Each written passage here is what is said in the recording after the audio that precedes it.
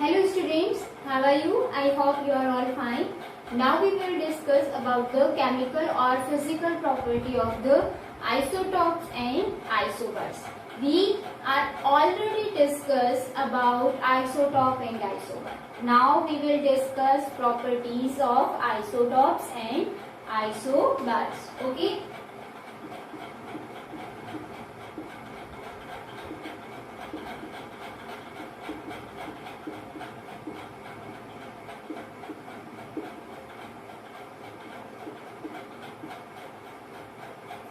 Properties means chemical property and physical property.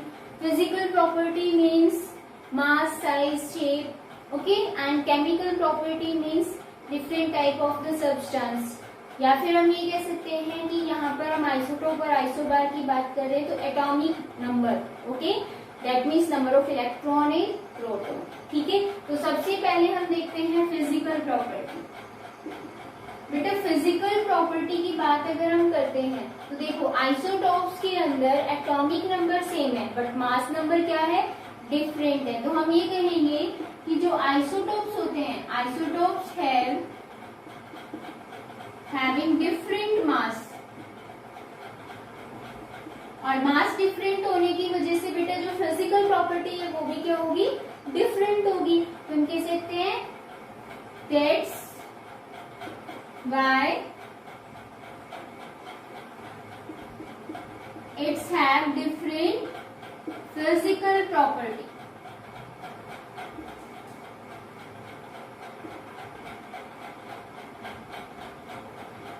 Okay, isobars की अगर हम बात करें बेटा तो जो आइसोबार्स होते हैं ये क्या होते हैं, जिनके अंदर एटॉमिक नंबर तो डिफरेंट है बट मास नंबर क्या होता है, सेम. और मास अगर सेम है तो उनकी फिजिकल प्रॉपर्टी भी क्या होगी, सेम होगी. तो हम ये कहेंगे isotopes have same physical property due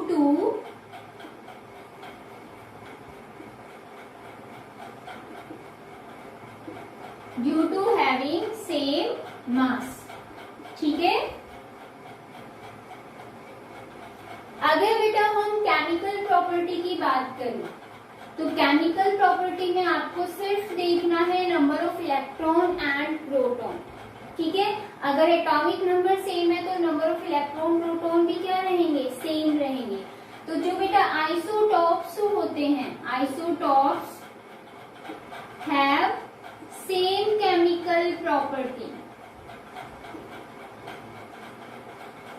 क्या रीजन होता है बेटा, ड्यू टू हैविंग सेम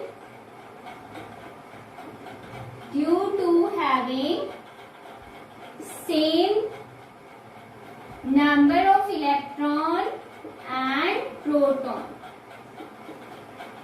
ठीक है, number of electron and proton क्या होते हैं, सेम होते हैं, जिसकी वजह से केमिकल प्रॉपर्टी भी क्या होगी, सेम होगी. बट अगर हम डिस्कस करें आइसोबार्स के लिए तो जो आइसोबार्स होते हैं वो क्या होते हैं, हैविंग डिफरेंट केमिकल प्रॉपर्टी, क्योंकि उनमें number of electron and proton क्या होता है, डिफरेंट. क्यों, क्योंकि एटॉमिक नंबर डिफरेंट होता है. तो isobars have different chemical property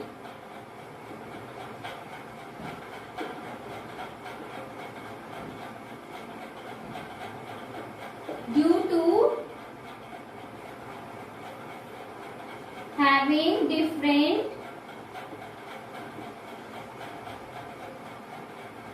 number of electron. ठीक है, ये ध्यान रखना है आपको. तो ये थी property of isotopes and isobars. अब बेटा हम डिस्कस करने वाले हैं बहुत इंपॉर्टेंट टॉपिक. वो क्या है कि जो एटॉमिक मास होता है काफी सारे आइसोटॉप या फिर उनके एलिमेंट का क्या होता है बेटा, फ्रैक्शन के अंदर होता है. फ्रैक्शन का मतलब डेसिमल के अंदर आएगा. ठीक है, जैसे मैं कहूँ कार्बन, तो कार्बन का क्या होता है 6, बट अगर मैं कहूँ 12 क्लोरीन का, तो क्लोरीन का कितना होता है 35.5. दैट मीन्स वो क्या आ रहा है, फ्रैक्शन के अंदर आ रहा है. तो उसको रीजन क्या है अभी हम वो डिस्कस करने वाले हैं. ठीक है, तो firstly we are discuss about reason for fractional atomic mass. Okay,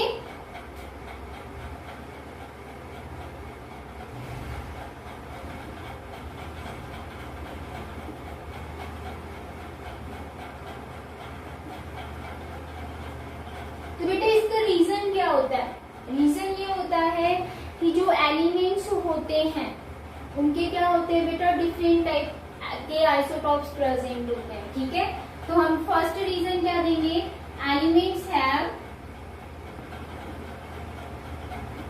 different type of isotopes.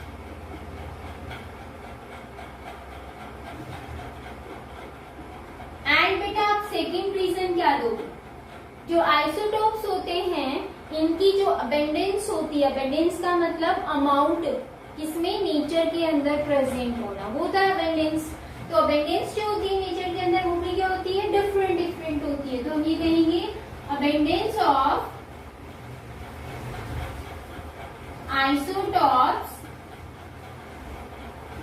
In nature will be different.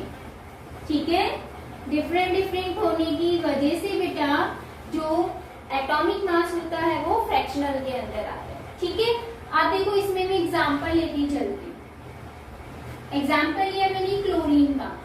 ठीक है, क्लोरीन के देखो बेटा 2 आइसोटॉप्स होते हैं, कौन कौन से, एक होता है क्लोरीन 35 एंड बेटा एक होता है क्लोरीन 37।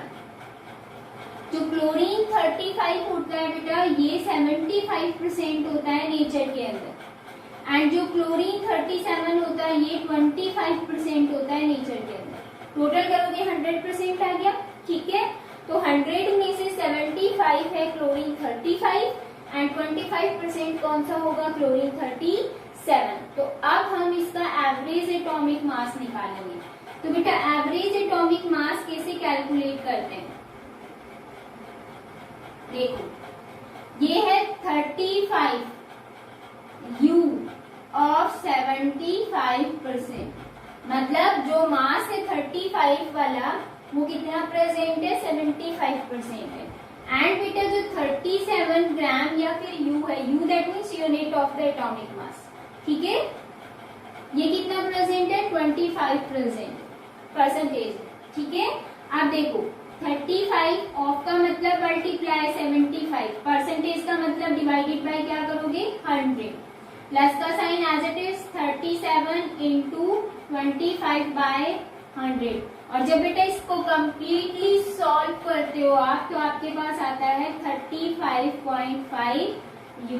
एवरेज एटॉमिक मास क्लोरीन का कितना आया, 35.5 आ गया, फ्रैक्शन के अंदर आया। क्यों आया, क्योंकि जो आइसोटॉप्स थे वो डिफरेंट थे एंड उनकी अबंडेंस भी क्या थी, डिफरेंट थी। ठीक है, अगर बेटा इसके बेस पे न्यूमेरिकल आ जाता है क्या, कि आपके पास 2 आइसोटॉप दिए हुए हैं और उनकी परसेंटेज भी दी हुई है, तो आपसे कैलकुलेट करना पूछेगा एवरेज एटॉमिक मास, आपको इस वाले फॉर्मूले से कैलकुलेट करना है। ठीक है, अगर बेटा आपके पास एक नेक्स्ट क्वेश्चन ये आ गया क्या कि एवरेज एटॉमिक मास तो दिया हुआ है बट आपसे ये परसेंटेज पूछ ले तो आप कैसे कैलकुलेट करोगे। तो बेटा परसेंटेज को हम मान सकते हैं, एक को आप x मान लेना और एक को आप क्या करना, देखो हमें पता है टोटल 100% होती है, अगर एक x है तो दूसरा क्या हुआ, 100 में से x माइनस कर दो, दूसरे की परसेंटेज आ जाएगी। ठीक है, तो हम कैलकुलेट करेंगे। अभी फटाफट स्क्रीनशॉट ले लीजिए, देन मैं आपको न्यूमेरिकल कराती हूँ इसके बेस पे एक और। फर्स्ट हमारा कंप्लीट हो गया, सेकेंड टाइप का और कराती हूँ। सेकेंड देखो बेटा, अगर न्यूमेरिकल आपके पास आ जाता है कि कोई भी एक एलिमेंट है, ठीक है, उसकी 2 आइसोटॉप्स है, जैसे मैंने बोला क्वेश्चन है आपके पास, an element X have 2 isotopes। 2 isotopes है कौन कौन से, X बेटा 8 16, एक तो ये है, and X 8 atomic number 18 atomic mass. ठीक है, एंड देयर एवरेज एटॉमिक मास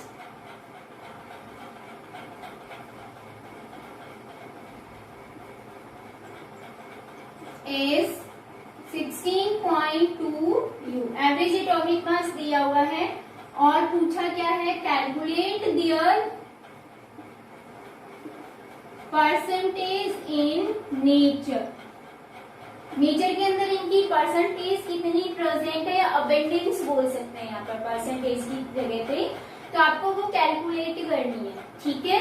तो हम ये कहेंगे, आंसर जब लिखेंगे तो देखो बेटा हम लिखेंगे suppose percentage of x816 is x। हमने परसेंटेज क्या मान ली, x परसेंटेज मान ली, ठीक है। एंड बेटा जो आपके पास सेकंड है परसेंटेज ऑफ x818 का हमने मान लिया 100 माइनस क्या है x परसेंटेज, ठीक है। अब आप क्या लिखोगे, average atomic mass is equal, आपके पास देखो फर्स्ट मास कितना है 16, तो हम लिखेंगे 16 U of x percentage plus second का मास कितना है बेटा 18 U of 100 minus x percentage. इसको सॉल्व करोगे, अब एवरेज एटॉमिक मास क्वेश्चन में दिया हुआ है ये ना, आप इसकी जगह पुट कर दो 16.2 is equal to 16 into x divided by 100 plus 18 into 100 minus x divided by 100, ठीक है। अब ये इसके मल्टीप्लाई में है ना, इसको सॉल्व करोगे क्या आएगा 16.2, ठीक है, is equal to 16x divided by 100 plus 1800 minus 18x divided by 100। समझ आ रहा है, 18 को पहले 100 से डिवाइड मल्टीप्लाई किया 1800 आ गया, माइनस का साइन है हमने माइनस लगाया, 18 को x से मल्टीप्लाई किया 18x आ गया। जब बेटा इसको सॉल्व करोगे एलसीएम लेके तो आपके पास क्या आएगा 16.2 एज इट इज आएगा, ठीक है, एज इट इज है। आपने एलसीएम ले लिया, नीचे क्या लिया है 100 लिया है। अब देखो ये एज इट इज आ जाएगा 16x प्लस 1800 माइनस 18x। अब इसको बेटा आप इधर ले आओगे, क्या आएगा 16.2 इंटू 100, ठीक है। और जब आप मल्टीप्लाई करोगे तो क्या आएगा, डायरेक्टली 2 में मल्टीप्लाई करके देखो, इसको हम ऐसे भी लिख सकते हैं 1820, क्योंकि बेटा 16.2 को जब आप 100 से मल्टीप्लाई करोगे तो कितना आएगा 16200, एक के बाद पॉइंट है, इसके बाद पॉइंट लगाओगे तो आपका आंसर यही आया, मैंने डायरेक्ट लिख दिया, ठीक है। इसके बाद का मैं यहाँ लिख रही हूँ। नेक्स्ट देखो बेटा आपका क्या है 16x प्लस 1800 माइनस 18x। ये बेटा x की वैल्यू एक साथ रखो, इसको आप इधर ले आओ, ठीक है, या फिर इसको इधर ले आओ, कहीं भी, लेकिन आपके पास आंसर आना चाहिए। देखो अब इसको सॉल्व कैसे करेंगे, अब इसको सॉल्व करते हैं, 1800 को इधर ले आते हैं तो क्या आएगा 1620, प्लस का था इधर गया तो माइनस में आया 1800, इक्वल टू क्या आ जाएगा बेटा 16x, ये माइनस 18x, ठीक है। आप देखो बेटा नेक्स्ट यहीं पे देख लेते हैं, जब आप इसको सॉल्व करोगे तो माइनस का 180 आएगा, एंड यहाँ सॉल्व करोगे तो माइनस का 2x आएगा, माइनस से माइनस कैंसिल आउट, क्योंकि इक्वल के एक इधर है एक उधर है, ठीक है। यहाँ क्या आएगा बेटा x की वैल्यू निकालनी है, तो x इज इक्वल टू क्या आ जाएगा 180 divided by 2 is equal to 90, that means x की वैल्यू हमारे पास क्या आ गई है 90। अब मैं यहाँ लिखती हूँ, हमने क्या लिया था, ये देखो x कितना आया 90, इसका मतलब बेटा जो आपका x16 वाला था वो कितना परसेंट प्रेजेंट है 90%। एंड बेटा आपका जो 18 मास वाला आइसोटॉप था वो हमने क्या लिया था 100 माइनस एक्स लिया था ना, x की वैल्यू हमारे पास आ गई, पुट करोगे 100 माइनस 90 कितना आ जाएगा 10, तो 10% आपके पास क्या है 18 मास वाला आइसोटॉप, एंड 16 मास वाला आइसोटॉप कितना है 90%। क्लियर है, तो ये है आपका न्यूमेरिकल। अगर आ जाता है तो आपको बेटा सपोज करना है, सिर्फ एक को x मान लेना, एक को 100 माइनस एक्स मान लेना, ठीक है। फॉर्मूला एज इट इज है पुट करना, ये वैल्यू आपको दी हुई है पुट कर देना, आपको इक्वेशन बनानी जैसे आप मैथ्स में सॉल्व करते हो, सेम वही चीज है, राइट। जल्दी से स्क्रीनशॉट ले लीजिए, यहाँ की जगह कम थी तो बेटा मैंने इधर लिख दिया, आपको नीचे लिखते हुए चले, ठीक है। देखो बेटा नेक्स्ट जो टॉपिक है वो बहुत इंपॉर्टेंट है, एग्जाम में आता भी है, ये दोनों ही टॉपिक इंपॉर्टेंट थे बेटा। जो नेक्स्ट टॉपिक है बेटा वो है रेडियो एक्टिव आइसोटॉप्स। ठीक है,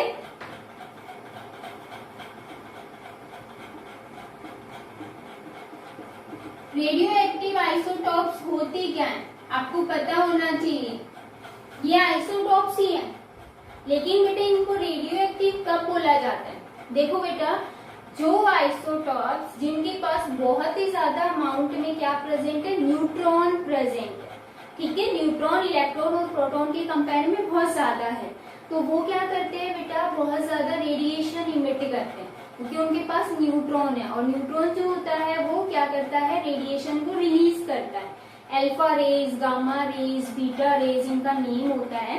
तो ये रेडिएशंस को जब इमिट करते हैं तो ये बेटा हार्मफुल होते हैं ह्यूमन बींग्स के लिए, एंड बेटा अनस्टेबल होते हैं। अनस्टेबल का मतलब ये रिएक्शन करते रहते हैं, ठीक है, इसीलिए हार्मफुल होते हैं हमारे लिए। तो इसीलिए इनको हम क्या बोलते हैं, रेडियो। रेडियो का मतलब रेडिएशन से मान के चलना। रेडियो एक्टिव आइसोटॉप, एक्टिव मतलब ये कभी भी स्टेबल नहीं होते, हम ये कह सकते हैं। स्टेबल नहीं है दैट मीन्स एक्टिव फॉर्म में रिएक्शन करते रहेंगे, रेडियो एक्टिव आइसोटॉप्स। ठीक है, तो हम ये कहेंगे isotopes which have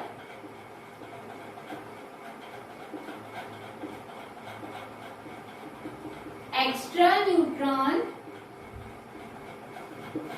in their nucleus, क्योंकि न्यूक्लियस में प्रेजेंट होता है न्यूट्रॉन।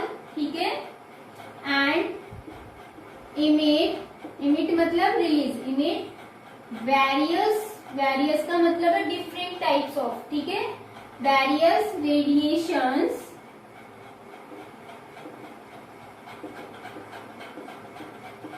Like gamma rays. ठीक है, अल्फा को ऐसे लिखते हैं, alpha, beta and gamma rays. ठीक है, वेरियस टाइप ऑफ रेडिएशंस को क्या करते हैं, इमिट करते हैं, उन्हीं को आप क्या बोलते हो, are called radioactive isotopes. ठीक है, अब ये जो रेडियो एक्टिव आइसोटॉप्स होते हैं ह्यूमन बींग्स के लिए बहुत ही ज्यादा हार्मफुल होते हैं, बट इनकी जो स्मॉल क्वांटिटी होती है वो हमारे मेडिकल लाइंस के अंदर और भी बहुत सारे फील्ड के अंदर यूज में आती है। ठीक है, तो देखो वो कैसे यूजफुल है रेडियो एक्टिव आइसोटॉप्स हमारे लिए। वैसे हार्मफुल है बट बहुत सारी ट्रीटमेंट्स में भी यूज में आता है ये। ठीक है, और हम बात करें कि इलेक्ट्रिसिटी जनरेट करने में भी, क्योंकि इलेक्ट्रिसिटी कैसे बनती है, क्योंकि ये बहुत ज्यादा रेडिएशन इमिट कर रहे हैं, इस वजह से इलेक्ट्रिसिटी जनरेट करने में हेल्प भी करते हैं। ठीक है, तो अब हम देख लें एप्लीकेशन। एप्लीकेशन का मतलब हम यहाँ यूजफुल देख रहे हैं। यहाँ हम कहें कि रेडियो एक्टिव आइसोटॉप्स हमारी डेली लाइफ में कैसे यूज में, डेली में तो नहीं आता, ठीक है, कैसे यूज में है। तो एप्लीकेशन में सबसे फर्स्ट मैं डिस्कस करूंगी बेटा, जो रेडियो एक्टिव आइसोटॉप्स होते हैं वो न्यूक्लियर पावर प्लांट में यूज में आते हैं। Use in nuclear power plant to generate electricity। ठीक है, and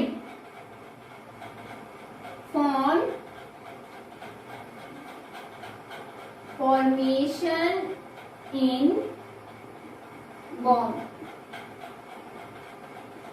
बॉम्ब बनाने में भी यूजफुल है।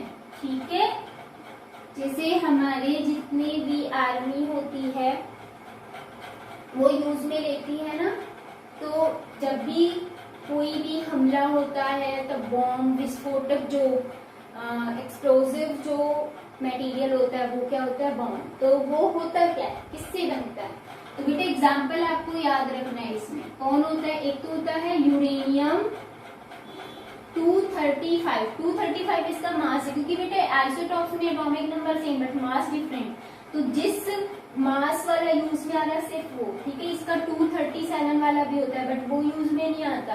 कौन सा आता है, 235 वाला। एंड एक होता है बेटा प्लूटोनियम, ये भी एक आइसोटॉप है 239। ये दोनों एक ऐसे हैं जो कि न्यूक्लियर पावर प्लांट में इलेक्ट्रिसिटी जनरेट करने में एंड बॉम्ब बनाने में हेल्प करते हैं। ठीक है, सेकेंड आता है बेटा use as a tracer to find tumour and blood clot. बेटा ट्रेसर क्या होता है, जो कि हमारी बॉडी के अंदर, क्योंकि आपको पता है आपकी बॉडी में कहीं भी ट्यूमर हो सकता है या फिर ब्लड क्लॉट बन सकता है, तो ब्लड क्लॉट या ट्यूमर जो होता है वो ब्लड को सर्कुलेट नहीं होने देता, जिससे डेथ हो जाती है।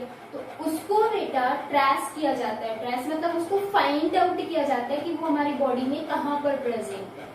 ठीक है, तो वो ट्रेस करने के लिए हम रेडियो एक्टिव आइसोटॉप यूज में लेते हैं, और वो कौन से रेडियो एक्टिव आइसोटॉप यूज में लेते हैं वो ध्यान रखना है, सोडियम 24 एंड आर्सेनिक 74। ठीक है, ये ध्यान रखना है। नेक्स्ट थर्ड बेटा जो रेडियो एक्टिव आइसोटोप है वो है यूज में आता है, use to treatment in cancer. Cancer के ट्रीटमेंट में बेटा जो यूज में आएगा आइसोटोप वो होता है कोबाल्ट 60। ठीक है, ये जो आगे नंबर्स लिखे हुए ये बेटा मास है, ध्यान रखना है। कोबाल्ट 60 कैंसर की ट्रीटमेंट में यूज में लिया जाता है, थेरेपी दी जाती है बेटा कोबाल्ट 60 की। इसकी बहुत ही हाईली रेज होती हैं जो बॉडी के ऊपर डाली जाती हैं जहां पर कैंसर है। ठीक है, कैंसर कहीं भी हो सकता है बॉडी के अंदर, तो इसके ट्रीटमेंट में हाईली रेडिएशन दी जाती है, तो वो हार्मफुल भी है हमारी बॉडी के लिए, जिसकी वजह से बेटा जो बाल होते हैं वो अपने आप रिमूव हो जाते हैं। ठीक है, झड़ने लग जाते हैं। नेक्स्ट फोर्थ आता है बेटा use to treatment in goitre. Goitre जो डिजीज होती है बेटा, गॉइटर डिजीज क्या होती है, देखो जो हमारी बॉडी के अंदर थायराइड ग्लैंड होती है वो क्या करती है, आयोडीन जो होता है हमारी बॉडी के अंदर उसको कंट्रोल करती है। ठीक है, अगर बेटा आयोडीन की डेफिशिएंसी हो जाती है, हमारी बॉडी में कमी हो जाती है, तो गॉइटर डिजीज हो जाती है। गॉइटर डिजीज क्या होती है, हमारे जो गला होता है वो क्या हो जाता है, स्वेलअप कर जाता है बहुत ज्यादा। ठीक है, तो उस गॉइटर डिजीज के ट्रीटमेंट में जो यूज में लिया जाता है वो बेटा क्या है, देखो किसकी डेफिशिएंसी से हो रही है, आयोडीन की। तो बेटा हम यहाँ पर जो यूज में लेते हैं आइसोटोप वो भी कौन सा लेंगे, आयोडीन ही, बट 131 उसका मास होगा। ठीक है, तो ये किसमें ट्रीटमेंट में लेते हैं, गॉइटर में। एंड बेटा लास्ट है, देखो अपने क्या होता है कि अंडरग्राउंड जितनी भी पाइपलाइंस होती है, चाहे वो वाटर की हो, चाहे गैस की हो, चाहे ऑयल की हो, उनके अंदर लीकेज हो जाता है, तो हमें पता कैसे चलेगा, तो उनको ट्रेस करने के लिए बेटा रेडियो एक्टिव आइसोटॉप्स यूज में लिया जाता है। एक सेंसर बनाया, एक सेंसर या हम एक इंस्ट्रूमेंट यूज में लेते हैं। ठीक है, तो हम क्या करते हैं कि जो अपर लेवल है उसमें हम उस इंस्ट्रूमेंट को धरती के लेवल या ग्राउंड के लेवल पे टच करते हुए चलते हैं, और जहां भी अंडरग्राउंड अंदर की साइड लीकेज होता है उसकी वजह से उस सेंसर में या ट्रेसर में बेटा रेड लाइट ऑन हो जाती है। उससे हमें पता चल जाता है कि वहां पर ही लीकेज है, पर्टिकुलर एरिया हमें पता चल जाता है। अदरवाइज बेटा ट्रेसर नहीं होता और कहीं पर भी लीकेज है, ठीक है, तो फिर क्या होता, हमें पूरी पाइपलाइन को खोद के देखना पड़ता, कितना टाइम वेस्ट होता है ना, मेहनत भी ज्यादा लगती। तो उसके लिए बेटा सेंसर्स या ट्रेसर्स बनाए गए, क्योंकि यूज में लिया गया वहां पर रेडियो एक्टिव आइसोटॉप्स। तो आपको ध्यान रखना है, use as a tracer to find out leakage in underground pipelines. वो पाइपलाइंस बेटा वाटर की भी हो सकती है, गैस की भी हो सकती है और ऑयल की भी हो सकती है। ठीक है, अंडरग्राउंड धरती के अंदर। ठीक है, ये चीज ध्यान रखनी है। तो ये है आपका लास्ट टॉपिक, जल्दी से स्क्रीनशॉट ले लीजिए, ले लिया होगा। चलो आपका बेटा ये चैप्टर 4th यूनिट कंप्लीट हो चुका है। आई होप सभी को अच्छे से समझ में आया होगा और ज्यादा से ज्यादा आपको प्रैक्टिस करनी है जो न्यूमेरिकल्स हैं उनकी। ठीक है बेटा, ओके, टेक केयर।